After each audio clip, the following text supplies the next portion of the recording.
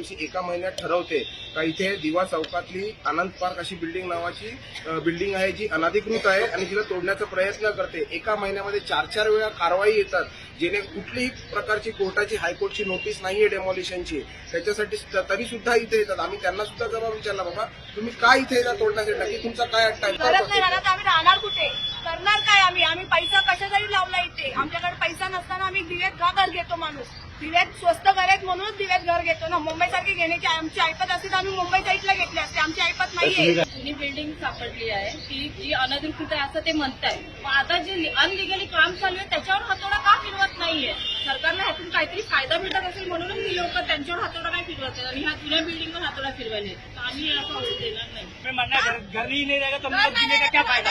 इससे अच्छा मरना ही पसंद करेंगे हम लोग वो तो इससे अच्छा पहले फांसी दे दें, इसके बाद आत्महत्या करेंगे. दिव्यामध्ये अनधिकृत इमारती म्हणजे जे यांच्या शब्दाच्या बाहेर आहेत, जे यांना स्लॅब मागे पैसे देत नाही त्यांच्यावरच कारवाई केली जाते.